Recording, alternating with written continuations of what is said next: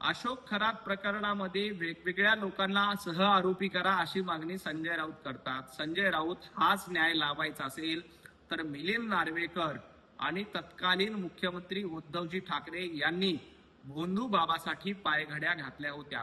मग मिलिंद नार्वेकर आणि उद्धवजी ठाकरे यांना सह आरोपी करायचं का, याचं उत्तर द्या। या भोंदू बाबा प्रकरणात सविस्तर चौकशी करण्याचं काम राज्य सरकारच्या वतीनं केलं जातंय। कुणालाही पाठीशी राज्य सरकार घालत नाही, तरीही तुम्ही याला आरोपी करा त्याला सह आरोपी करा अशी मागणी करतायत। मग हाच न्याय लावायचा असेल तर उद्धवजी ठाकरे, मिलिंद नार्वेकर आणि भोंदू बाबाला पाणी देण्यासाठी दबाव टाकणारे स्वतः संजय राऊत यांना या प्रकरणामध्ये सह आरोपी करून त्यांची चौकशी करायची का, याचं उत्तर आधी दिलं पाहिजे। भोंदू बाबा अशोक खरात प्रकरणात संजय राऊत महाविकास आघाडी सरकारनं दिलेल्या पाण्याचं समर्थन करतायत। माझा संजय राऊत यांना सवाल आहे, या अशोक खरातकरनं संजय राऊत यांनी किती रुपयाची दलाली केली?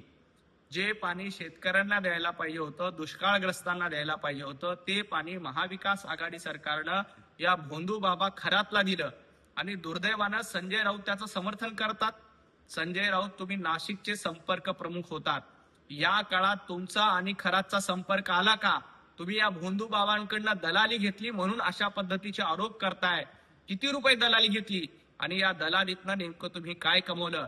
अशा पद्धतीच्या भोंदू बाबाला घेतलेल्या निर्णयाचं तुम्ही समर्थन करता, तुम्हाला लाज वाटली पाहिजे। आणि जी दलाली घेतली या दलालीतनं नेमकं काय केलं, याचं उत्तर जनाब संजय राऊत यांनी महाराष्ट्राला दिलं पाहिजे। भोंदू बाबा अशोक खरातला मुख्यमंत्री पाठीशी घालतायत असा आरोप संजय राऊत करतायत।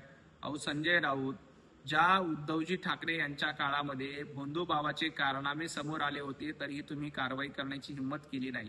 उलट देवेंद्रजी फडणवीस यांच्याकडे हे सगळं प्रकरण आल्यानंतर त्यांनी अतिशय गांभीर्याने हाताळलं आणि या प्रकरणामध्ये तपास करून कारवाई करण्याचे आदेश दिले। एवढंच नाही तर या भोंदू बाबाला बेड्या ठोकण्याचं काम देवेंद्रजी फडणवीसांनी केलं। या संपूर्ण प्रकरणाची SIT चौकशी सुरू आहे आणि अतिशय गांभीर्याने हे प्रकरण हाताळलं जातंय।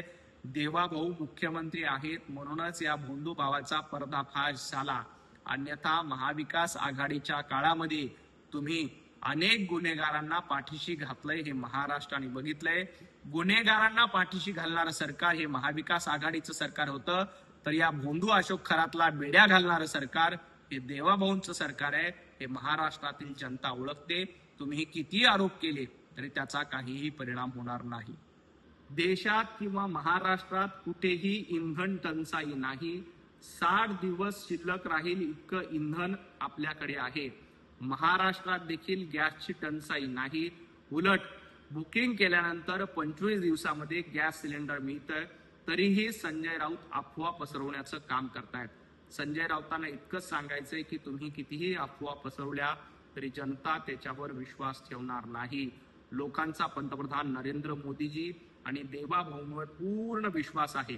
अशा पद्धतीच्या अफवा पसरून या राज्यामध्ये अराजकता निर्माण झाली पाहिजे, जास्तीचं बुकिंग होऊन लोक पॅनिक झाले पाहिजे, अशा पद्धतीचा षडयंत्र संजय राऊत यांच्या मार्फत केलं जात आहे। परंतु संजय राऊत, तुमचं हे षडयंत्र यशस्वी होणार नाही।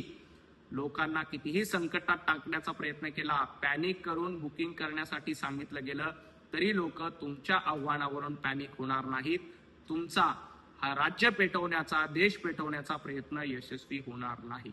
गॅससाठी गुजरातमध्ये रांगा लागतायत, नोटबंदीसाठी गुजरातमध्ये रांगा लागत होत्या, असं म्हणून परत एकदा गुजरातवर घसरण्याचं काम संजय राऊतांनी केलंय। संजय राऊत, तुम्हाला उठता बसता फक्त गुजरात आठवतं का? पंतप्रधान नरेंद्र मोदीजींच्या नेतृत्वात देशाचा विकास होतोय, देश पुढे जातोय आणि आज आपण बघतोय की महाराष्ट्र असेल FDI मध्ये क्रमांक 1चा आहे, परंतु तुम्हाला ते दिसणार नाही। आज गॅससाठी कुठेही रांगा नाहीत।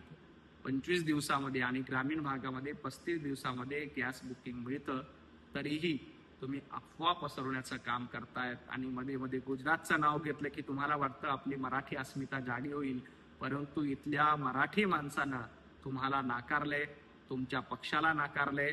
तुमची धाव उरणपर्यंत उरलेली नाही आणि तुम्ही इराणच्या गप्पा मारणं बंद केलं पाहिजे। ABP माझा, उघडा डोळे बघा नीट।